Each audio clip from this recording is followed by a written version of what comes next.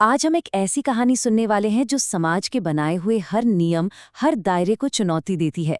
ये कहानी है उपाली की, एक ऐसे इंसान की जिसने ये साबित कर दिया कि असली महानता जन्म की मोहताज नहीं होती, बल्कि वो तो इंसान के कर्मों और उसके चरित्र से तय होती है।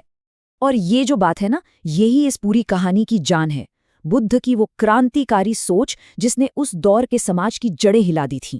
उपाली के लिए ये सिर्फ एक अच्छी बात नहीं थी, बल्कि ये वो सच बन गया जिसने उनकी पूरी जिंदगी का रास्ता ही बदल दिया। तो चलिए कहानी की शुरुआत करते हैं हमारे मुख्य पात्र उपाली से और समझते हैं उस दुनिया को जिसमें वो पैदा हुए थे।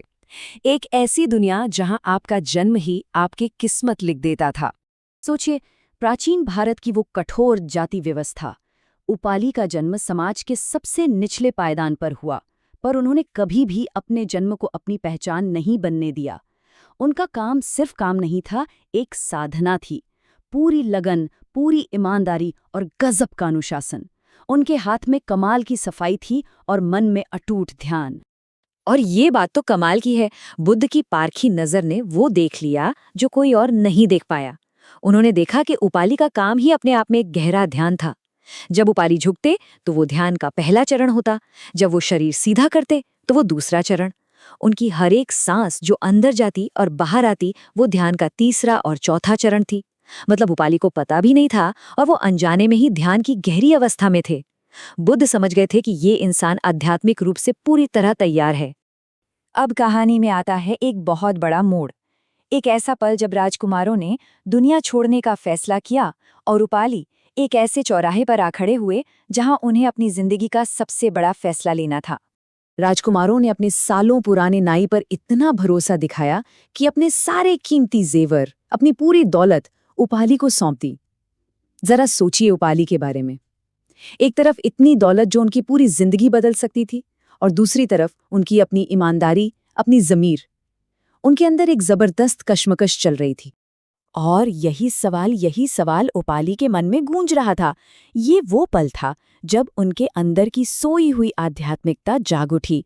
उन्होंने सोचा, जब महलों में पले बढ़े राजकुमार सब कुछ छोड़ सकते हैं, तो मैं एक मामूली सेवक इन बेजान चीजों से कैसे बंधा रह सकता हूँ।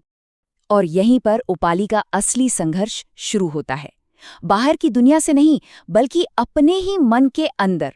शक, डर और एक ऐसा फैसला जो उनकी तकदीर लिखने वाला था। ये कोई छोटा मोटा फैसला नहीं था। उपाली ने उस दौलत को, जो शायद उनकी 7 पुश्तों को तार सकती थी, उसे एक पेड़ पर टांग दिया। उन्होंने दुनिया को दिखा दिया कि उनकी असली खोज सोना चांदी नहीं, बल्कि मन की शांति और सच्चाई थी। ये उनके मजबूत इरादे का सबसे बड़ा सबूत था। लेकिन दौलत छोड़ देना एक बात थी, अपने जन्म से जुड़ा डर वो कहीं ज्यादा बड़ा था। उनके मन में सबसे बड़ा सवाल यही था, मैं एक नीची जाति का हूं, क्या बुद्ध मुझ जैसे इंसान को अपने संघ में जगह देंगे?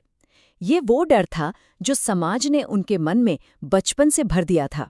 और ठीक उसी पल, जब वो पूरी तरह निराश और डरे हुए थे, सारिपुत्त वहां पहुंचे।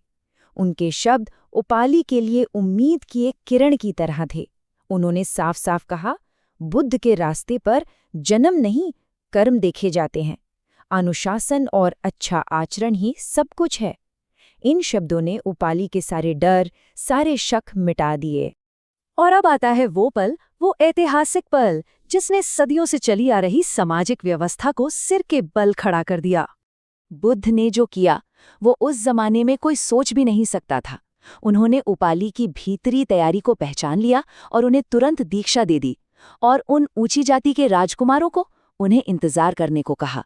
ये एक जबरदस्त संदेश था पूरी दुनिया के लिए।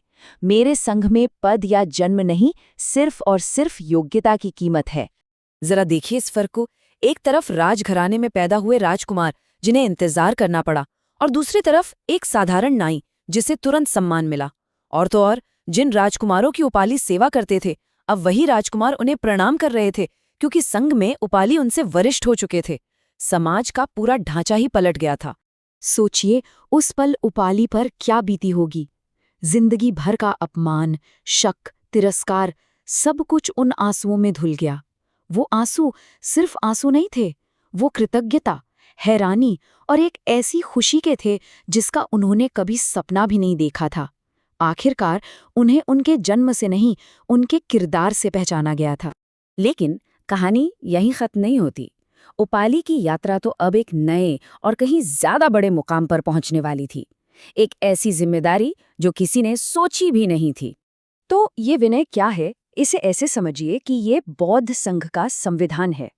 नियमों का वो संग्रह जो पूरे संघ को एक साथ जोड़कर रखता है और ये सुनिश्चित करता है कि संघ का हर सदस्य सही रास्ते पर चले। ये संघ की नींव है और इस नींव को संभालने की जिम्मेदारी मिली उपाली को। ये सच में अविश्वसनीय है। वो इंसान जिसे समाज ने पढ़ने लिखने का हक नहीं दिया, वो अब अनुशासन के नियमों का सबसे बड़ा जानकार बन गया था। उन्होंने विनय के हर नियम को न सिर्फ याद किया, बल्कि उसमें महारत हासिल की। जब भी भिक्षुओं में कोई विवाद होता, तो आखिरी फैसला उपाली का होता था। उन्होंने ही विनय पिटक को एक व्यवस्थित रूप दिया, जो आज तक बौद्ध धर्म का एक अहम ग्रंथ है। ये एक लाइन उपाली की पूरी जिंदगी, उनकी पूरी यात्रा को बयां कर देती है। उनका जीवन इस बात का जीता जागता सबूत है कि इंसान की काबिलियत को किसी सामाजिक तमगे या जन्म के बंधन में नहीं बांधा जा सकता। असली महानता तो अंदर से आती है। तो उपाली की कहानी आज हमें क्या सिखाती है? ये हमें एक बहुत बड़ा सवाल पूछने पर मजबूर करती है। आज भी हमारी दुनिया पद, हैसियत और बैकग्राउंड को बहुत तवज्जो देती है, लेकिन किसी इंसान की असली कीमत को मापने का सही पैमाना क्या है? उपाली की कहानी हमें याद दिलाती है कि सच्ची कीमत बाहरी चीजों में नहीं, बल्कि हमारे कर्म, हमारे अनुशासन और हमारे ज्ञान में है।